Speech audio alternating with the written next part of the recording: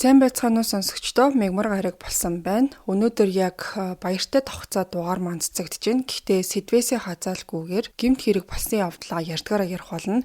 За тэгэхээр энэ удаад би та бүхэнд итгэхэд хэцүүхэн ч гэмээр ер нь бол кинон дэр гардаг ч гэх юм уу, эсвэл одоо бидний нийгэм одоо өнөөгийн энэ үе шиг хөгжөөгүй байх үеийн арайч одоо үгүй байлгүй дээ гэж бодогдохоор мэдээллийг хүргэх гэж байна. За гарчгийг та бүхэн харсан бах. Серб улсад хүн алчаад дараа нь махнидалж байгаа юм шиг болгодог тийм газар байдаг талаар яг одоо ерэн сурвалжлах сэтгүүлч хүний бэлтгэж гаргасан мэдээллийг та бүхэнд ярьж өгөх болно.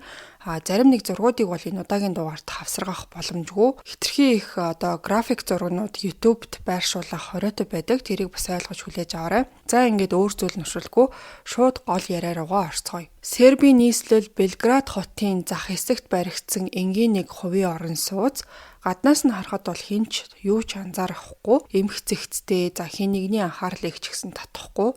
Гэхдээ 2021 онд цагдаа нар энэ байшинг шалгаж үзэхэд гараж дотроо нууц хаалгатай. За тэрхүү нууц хаалгаар ахаад өөр өрөөрөө явж ордог. За тэгээд тэр өрөөнд нь үйлдвэрийн зариулттай мах ботлуурын одоо машин байдаг. Ямар нэг амьтны мах ботлоход энэ машиныг ашигладаггүй. За гэмт бүлэглэл хүн алж жижиглээд ботлох зориулалтаар ашиглаж исэн маа. Тэд бол хохирогчтой гэхлээд тамлаад дараа нь толгойг нь тастаад эрхтнүүдийг нь гаргаж аваад биеийг нь жижиглэж хэрчээд ясыг нь салгаж ботлуурын машинд махыг нь хийдэг байсан маа. Ботлогдсон махыг уутанд хийгээд хамгийн ойр байх дунай гол руу аваачиж хайдаг байсан маа.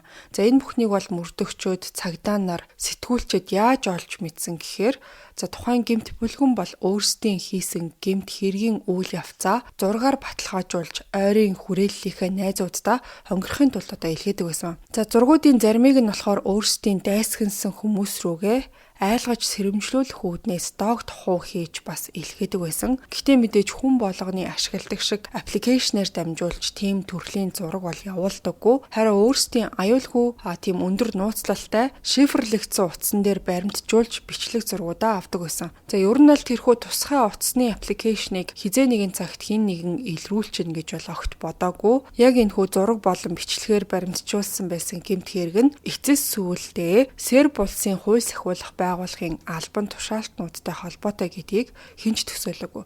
За тэгэхээр эхлээд яаж тухайн өндөр нууцлалтай гэж бодож исэн гар утасны аппликейшн руу нэвтэрсэн талаарх яриа руу оръё. Ер нь бол олон нийтийн хэрэгэлдэг Messenger, WhatsApp, Telegram болон Signal гэд энэ бүх харилцаа холбооны аппликейшнүүд зөвшөөрөлгүй нэвтрхээс урьдчилан сэргийлэх хамгийн алдартай одоо бүх хүний хэрэглэж болох утас аппликейшн байдаг. За зарим талаараа бол тодорхой хэмжээнд найдвартай гэдгийг аль аль нь бол харуулдаг. Эрх баригчид тэр бүр нэвтэрч орж одоо бичсэн текст болон зургуудыг нь харж чаддаггүй.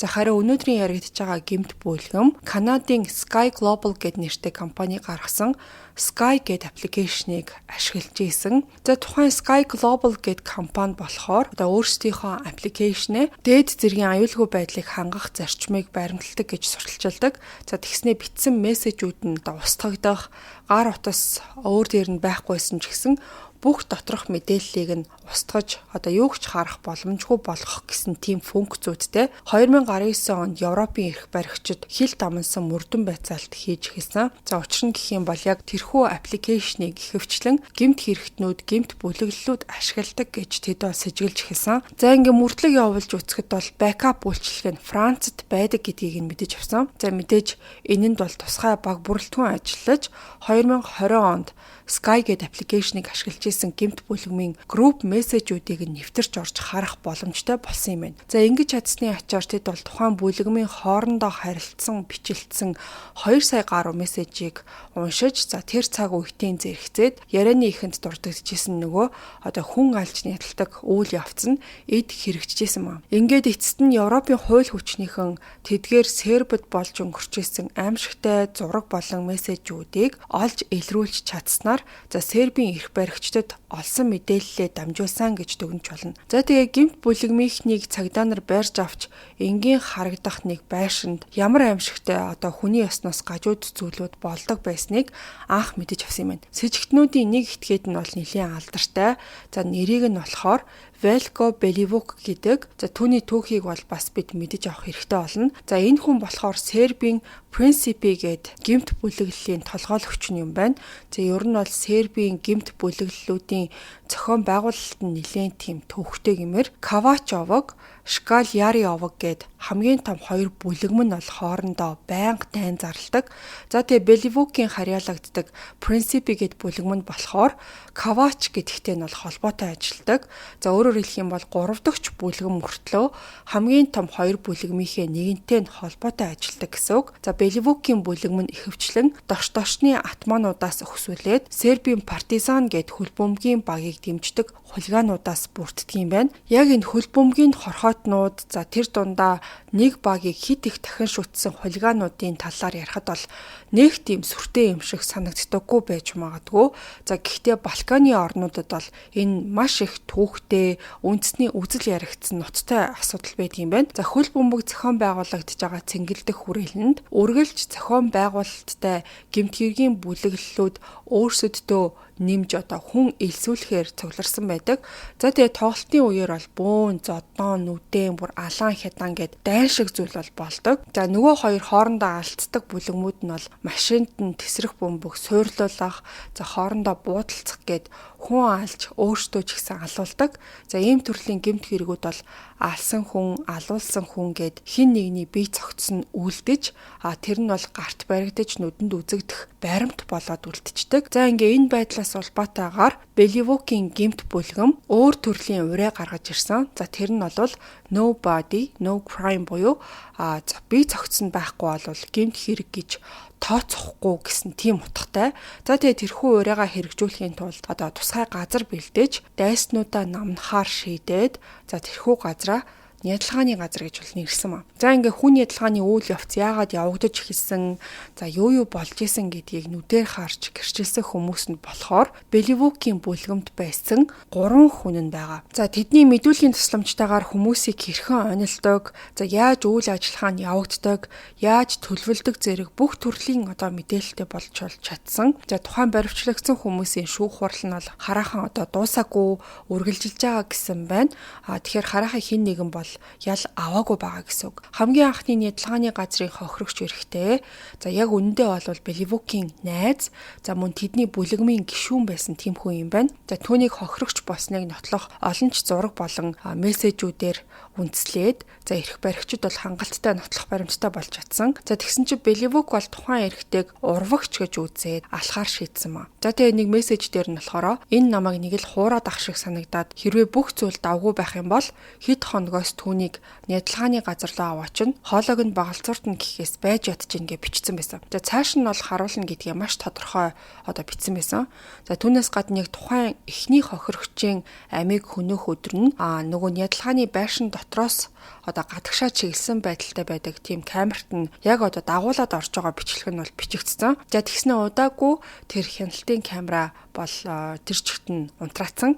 За мэдээж ямар нэг баримт нотлохоо үлдэхээс сэргийлж байгаа гэдэг нь бол ойлгомжтой. За тэгээ хяналтын камер дээр бол гэмт хэргийг бичээгүй нь угаасаа ойлгомжтой. Тэр бүхнээ бол тэд өөрсдийн утсан дээрээ баталгаажуулж зураг авсан байсан. Тэдгээр зургнуудыг олон нийтэд мэдээж задруулаагүй. Маш аимшигтай садист харгислал үйлдсэн байсан. Тэрнээс гадна бол хамгийн анхны хохирогч байсан болохоор тэднийс хийсэн зүйл нь хэрхэн ямар үе шаттайгаар явагддаг, хин ямар зохион байгуулалттайгаар үйлддэг талаар нэгнгүү дэлгэрэнгүй цаг тухайд нь үзүүлж харуулад зураг дарсан байсан. За хохирогчийн хувцсыг нь тайлж агаад гарыг нь ард нь хүлээд за нуруунд дээр нь болохоор хутгаар урвагч гэж бичсэн байсан. За яг энэ бүхнийг гэрчилсэн хүмүүсийн ярьснаар бол түүнийг хэрцгийгээр тарчлааж зовоосон. Сүхээр дараа нь толгойг нь тастаад бусад биеийн хэсгүүдийг нь жижиглээд дараа нь бутлах машинд хийсэн. За бутлсны дараа бол ууданд хийгээд дунай голд аваачиж хайсан маа. Дараагийн хохирогч нь өрсөлдөгч гэмт бүлэгмийн гишүүн. За тэгээ Белливукийн нэг хүн болохоор түүнээс буу авах нэрийдлэр дагуулж авч явсан. За яг дагуулж явсан тэр хүнийг тухайн хүн таньдаг байсан болохоор нөх их зүйл бол бодоогүй. Ядалгааны газрын ойролцоо нэг ой мод ихтэй газар явж очоод за тэнд нь бол хүлээж исэн Беливукийн хүмүүс түүнийг барьж авч хүлээд за тэгээд ядалгааны газар аваадсан маа. За тэгээд нөгөөдөл чинь хоёр дахь хохирогчийг бас л хэрцгийгээр тарчлааж зодож танхаарснаа зургийг нь аваад Sky application дээр BB рүүгээ явуулсан байсан. За хар футболктой эрэгтэй нь бол Беливук байсан. Хажууд нь энийгээ сууж байгаа залуу мөн хамтрагч гэрч болсон эрэгтэй байгаа. За түүний толгойг нь бас л сүхээр цавчаад нуруунд дээр нь Courage Pussy гэд хутгаар бичсэн. За Courage гэдэг нь болохоор тэдний өрсөлдөгч бүлэгмийн толгойлогчийнх нь нэр юм байна. Тэгснэ тэр зургаа Courage руу явуулахар болоод түн рүү ил загтал хэлгээцгээе гэд групп чат дотроо бичсэн байсан. За ингээд 3 дахь хохирогч нь бас л Беливукийн бүлэгмийн гишүүн тэм хүн байсан. За хэдийгээр өөрийн хүн байсан ч гэсэн ядалгааны газар аваачихын тулд тэд бол үргэлж ямарваа нэг зүйлийг урдаас зохион байгуулалттайгаар төлөвлөж хаана явааг нь тандах, байнга хянах гэх мэт өөрсдийгөө нууцаар дагж байгаа гэдгээ мэдэгдүүлэхгүй байхыг хичээдэг байсан. За 3 дахь хүнээс бас л буу аавна гэж ярилцаад авч явсан. За тэгснэ тэр хүнд болохоор нэг тийм маск шиг юм зүйлгээд эхлээд шоолж тохуурхаж бие рүүгээ зураг явуулж нөгөө хүн болохоор үнэхээр тэднийг буу аавна гэж бодоод зал мөхийг нь юусоо ойлгоогүй.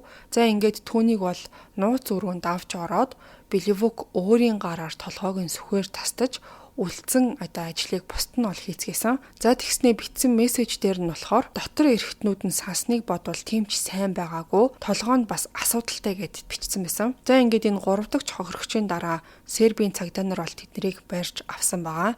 За баривчилгаа бол маш өндөр түвшинд хийгдсэн. SWAT баг бүрэлдэхүүн тэднийг барьж орон нутгийн телевизээр Сербийн дотоод хэргийн сайд Александр Вулин мэдээлэл хийж Беливукийн гэмт бүлгэн баригдсан талаар бахархалтайгаар бол дурдсан. За үүнээс гадна Сербийн ерөнхийлөгч мэдээлэл хийгээд Беливукийн бүлэгмийн үйл ажиллагааг таслан зогсоож чадсан талаар дурдсан. За ингээд Сербийн засгийн газар энэ бүлгэмдэр цэг тавиад бүх зүйл дууссан гэвэл бас үгүй. Жинхэнэ сонирхолтой зүйлүүд энэ цаг үеэс эхэлсэн гэж хэлж болно.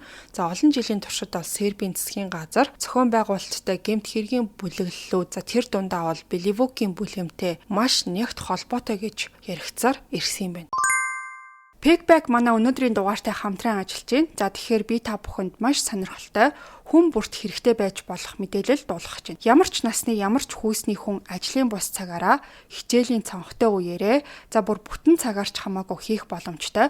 Сард 4 сая төгрөг болон түүнээс дээш нэмэлт орлоготой болох ажлыг та бүхэнд дуулгая. Pigpacking PP Drivers гэдэг аппликейшнийг та татаад хүссэн тээврийн хэрэгслээрээ мөн алхаад ч хүргэлт хийх боломжтой. Та өөртөө ойрхон байршилдаа боломжит цагаараа хүргэлт хийгээд 7 хоногт 1 сая, сард 4 сая болон түүнээс дээш төгрөгийн нэмэлт орлоготой болох боломжтой байна. Энэ ажил нь бусад цагийн ажлууд шиг цагт баригдахгүй, хүсснээрээ ажиллана гэдгээрээ давуу талтай.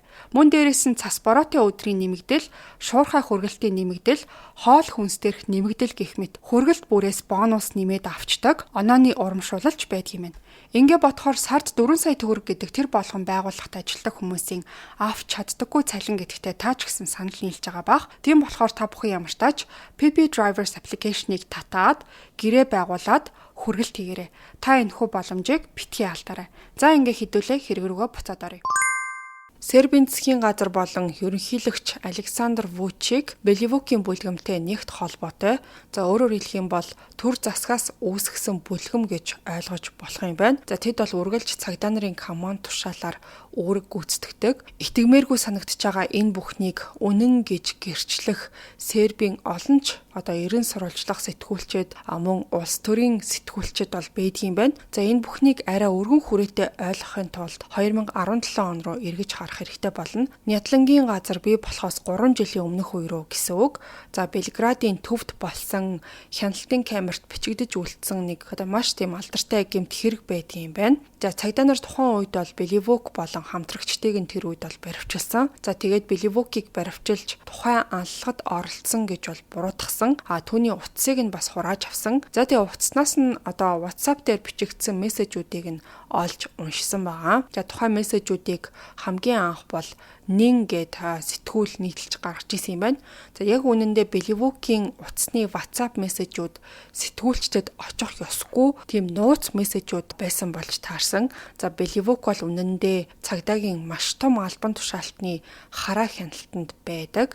За түүний даалгавраар хөдөлдөг хүн гэдгийг нь бүгд мэдж авцгаасан маа. За тэр хүнийг бол Ненад Вучкович гэдэг Беливогт хандаж тухайн хүн бол бичгтээ бид хүчрхэг байр суурин дээр байна. Чиний ард би байна. Би өөрөө цагдаа хүчний 10 чухал албан тушаалтны нэг цаг үргэлж ардчан бат зогсно гэх утгатай мессеж бол бичсэн байсан. За тухайн цагдаагийн офицер болохоор Сербийн цагдаагийн албанд бол дээрээсээ хоёрт байдаг тийм том албан тушаалтай гэсэн бэлээ. За ингээд эндээс харахад бол цагдаагийн дарга гэмт бүлгэмтэй харилцаатай байх шаардлагатай юм шиг боловч за үнэн дээр тэр өөрөө Беливокийн бүлэгмийн толгой удирдагч нь түүнийг юу хийж болох уу, юу хийж болохгүй вэ гэдгийг байнга зааварчилдаг тийм гол хүн нь гэдгийг нь олж мэдсэн. За мэдээж цагдаагийн хамгийн дээд албан тушаалтан ийм зүйлтэй хутгалдаад явна гэдгийг мэдэх бол тухайн улсын ард иргэдийг шоконд оруулсан үйл явдал байсан нь бол тодорхой. За үүнээс гадна бүр ч их холныг цочирдуулсан зүйл нь юу байсан гэхээр за энэхүү цагдаагийн дарга Беливокийн хүмүүстэй уулзалтж авах үеийн аудио бичлэг мөн бас гарч ирсэн. За сонсоод огт итгэхээргүй зүйлсийн талаар тэр юу ч болоогүй юм шиг ярьж баг бүрдүүлэх уулзалт тэд бол хийж исэн байгаа. За яриаг нь ерөнхийд нь сонсоход цагдаагийн дарга Беливокийн бүлэгмийн бүхий л үйл ажиллагааг удирддаг, гол зааварчилгааг нь өгдөг. За үг хэлэх, бусадтай ярилцахыг нь сонсоход бол гол толгойлогч нь тэр гэдэг нь тодорхойсон. Ингээд энэхүү аудио болон WhatsApp мессеж бол бүхэлдээ Сербийн сэтгүүлчдийн олон нийтэд хүргэж чадсан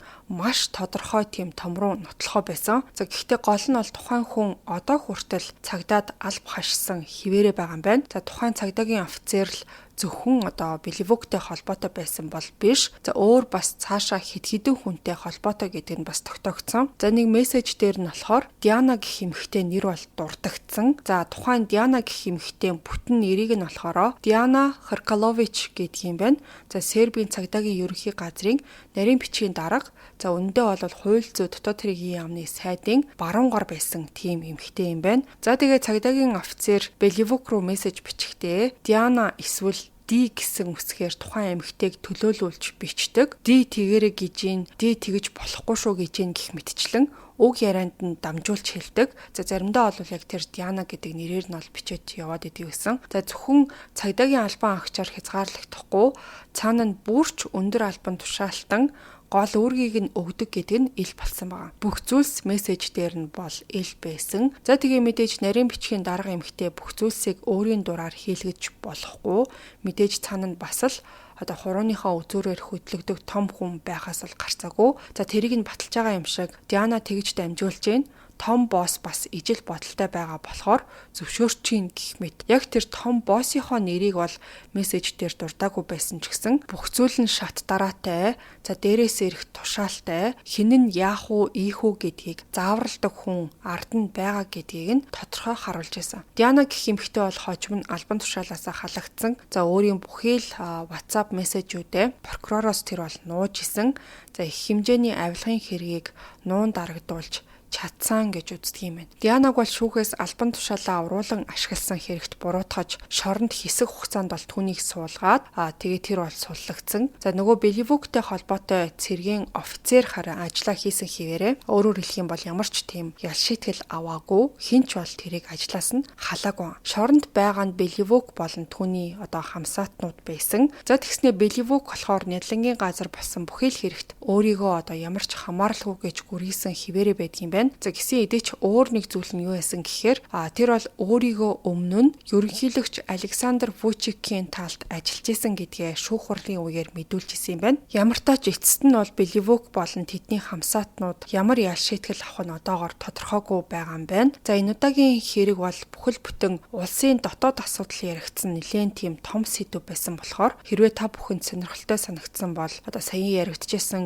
Беливок гэд хүний нэрийг Google дээр бичээд за өөр олон талын мэдээллүүдийг бас одоо харж болно. За энэ удаагийн дугаар дээр миний хувьд бол хоёр зүйл маш тийм тодор бодогдсон. За эхнийх нь бол энэ хүү эрен сурвалжлах сэтгүүл зүйн салбар гэдэг өөрөө ямар их тийм зориг шаардсан нийгэм нийтдээ одоо өөрийгөө золиослж улсынхаа эрх бүхий албан тушаалтнуудын бузар болохыг зоригтойгоор ингээд хэвлэн нийтэлж гин гэдэг үнэхээр бахархмаар санагдсан. Серб улсын төр баригчдын болохоо зөвхөн энэ хүү одоо гэмт бүлэгмээр зогсохгүй цаашлаад авилга хээл хахуултаа идэгдэж төсөөлснөөс ч гэсэн илүү аимшигтай зүйлс байдаг талаар сэтгүүлчид бол бас дурдсан байсан. За хоёрдугаарт гэх юм бол энэ хэрэг дээр бодогдсон зүйл юу гэхээр ер нь бол ямар ч улсын төрийн жолоо атгах байгаа этгээдүүдээс болоод тэдний эрх мэдэл, албан тушаал, за хувийн ашиг сонирхлоос болж эцэст нь дандаа л одоо энгийн ард эргээд тэр бүхнийг нуруундаа уурч хохирч үлддэг. Дайн болоход жишээлх нь удирдагчид команд өгч иргэд бол тултаанд амь насаа алддаг. Улс орн нь хэдий хэрээрээ дорой буурай байна. Дандаа л өөрсдийнхээ сонгосон сонголт эцэстээ эргээгээд иргэдийн толгой дээр нь бол буудаг. Бидний мэдэхгүй асар олон булхайн ур дагаврыг эцэст нь бол эрх баригчид биш, харин бид нар одоо үүрэх тийм хэрэгтэй болдог. Та бүхэн энэ удаагийн дугаарын талаар юу гэж бодов? Сэтгэгдлээ заавал үлдээгээрэй. Маш сонирхолтой мөн маш тийм аимшигтай одоо итгэмээргүй маш тийм өргөн үрийг хамарсан мэдээлэл байлаа. За өнөөдрийн дугаартай Pickpack хамтран ажиллаа. Та бүхэн PB Drivers application-ыг татаж аваад өөрийн боломжтой цагаараа хүргэлт хийж нэмэлт орлоготой болох боломжийг туршаад үзээрэй. Хэдүүлээ 4 дахь өдөр нэмэлт дугаар хагасаа өдөр 86 дахь подкастаар эргээд уулзъя. Түр баяртай сонсогчдоо.